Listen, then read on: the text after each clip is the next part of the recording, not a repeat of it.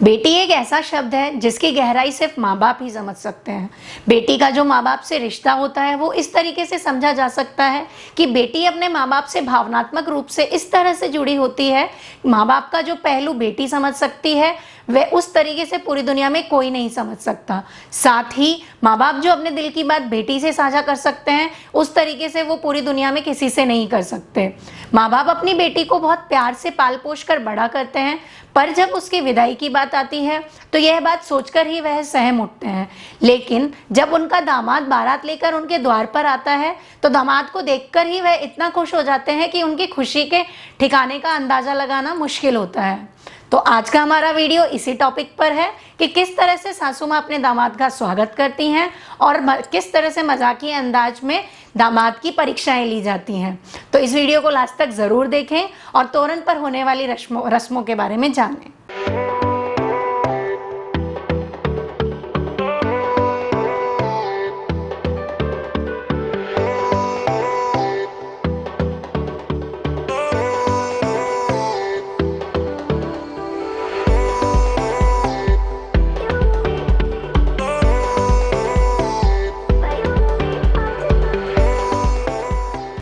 खमा गनीसा, मैं हिमका और राठौड़ आप सभी का स्वागत करती हूँ हमारे YouTube चैनल गुलसा एंड हिमसा पर। आज हम बात करेंगे कि किस तरह से सासू माँ अपने दामाद का पूरे रस्मों रिवाजों के साथ स्वागत करती हैं और मजाकी अंदाज में दूल्हे की परीक्षा ली जाती है कि आगामी जीवन में आने वाली आकस्मिक चुनौतियों से दामाद किस तरह से निपटेगा।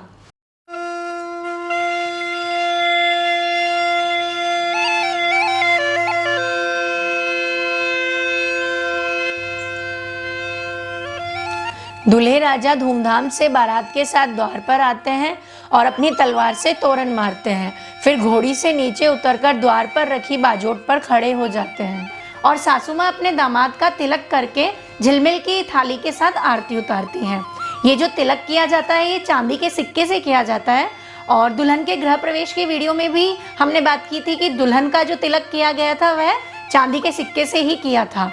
दुल्हन के गृह प्रवेश की वीडियो आपको ऊपर आई बटन से देखने को मिल जाएगी। और ये जो चांदी का सिक्का इस्तेमाल में लिया जाता है इसके पीछे कारण बताया जाता है कि चांदी को काफ़ी शीतल धातु माना गया है और जब ये शीतल धातु मस्तिष्क पर लगाया जाता है तो यह काफ़ी शीतलता प्रदान करता है और विचारों में स्थिरता लाता है। तिलक के बाद सासू माँ अपने दामाद की झिलमिल की थाली के साथ आरती उतारती है। ये जो झिलमिल होती है देखने में काफ़ी सुंदर और आकर्षक होती है। ये झिलमिल घर पर ही घर की महिलाओं द्वारा तैयार की जाती है और ये झिलमिल किस तरह से बनाई जाती है इस पर भी हम जल्दी एक वीडियो बनाएंगे।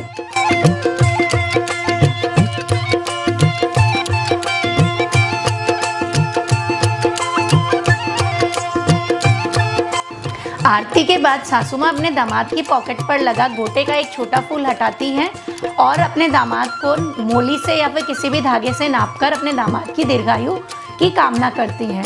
इन रस्मों के बाद मजाकी अंदाज में दूल्हे की कुछ परीक्षाएं ली जाती हैं और घर की अन्य महिलाएं और सासू माँ हल्के फुल्के मजाक अपने दामाद से करती हैं।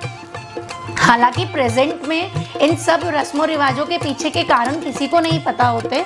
दूसरी शादियों में देखकर सिर्फ इन्हें एक ट्रेंड की तरफ फॉलो किया जा रहा है, लेकिन हमारी पूरी कोशिश रहती है कि इन वीडियो के माध्यम से हम इन रस्मों के जो भी पहलू हैं, जो भी कारण हैं, इनके पीछे के रीजंस आपको बता सके। हम लोग बात कर रहे थे दूल्हे के मजाकी अंदाज में परीक्षा लिए जाने की।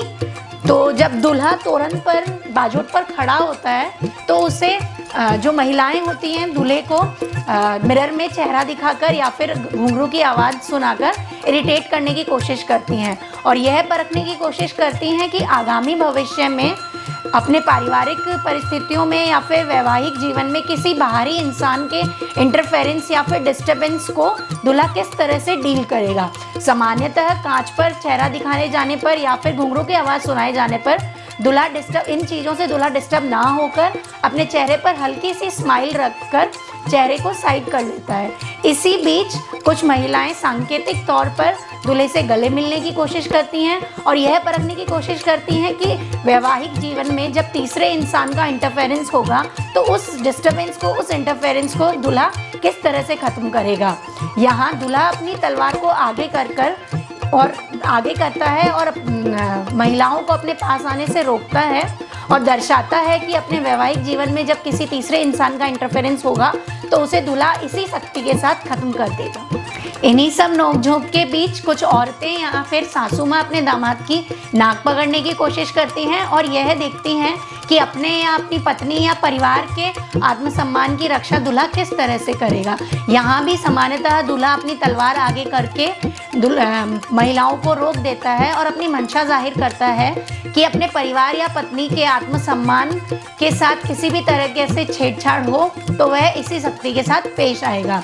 ये सब रस्में और नोकझोंक सांकेतिक होती हैं और वैवाहिक रस्मों के लिए सिर्फ एक ट्रेंड बनकर रह गई हैं। तो इन्हीं नोकझोंक और रस्मों के साथ तोरण की रस्में पूरी की जाती हैं। इस वीडियो में दी गई इन्फॉर्मेशन अगर आप लोगों को पसंद आई है तो इस वीडियो को लाइक करें और अपनों के साथ शेयर करें। और अगर आपके पास भी शादी से जुड़ी हुई रस्मों के बारे में जानकारी है तो हमें कमेंट बॉक्स में बताएं ताकि हम हमारे कल्चर से जुड़ी इन यूनिक रस्मों के बारे में सबको बता सकें और हमारे कल्चर को एनहांस कर सकें। और अगर अभी तक भी हमारा चैनल सब्सक्राइब नहीं किया है तो हमारा चैनल सब्सक्राइब कर लें और नए वीडियोस के नोटिफिकेशन पाने के लिए बेल आइकन पर ऑल बटन प्रेस करें। जय हिंद, जय भारत, खमा गनीसा।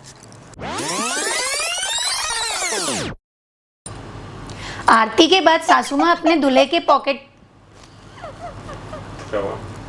मैंने अपने दूल्हे बोल दिया इसे दूल्हे की आरती उतारती है और उसके बाद क्या होता है निपटेगा। गड़बड़ हो गया देता कि किस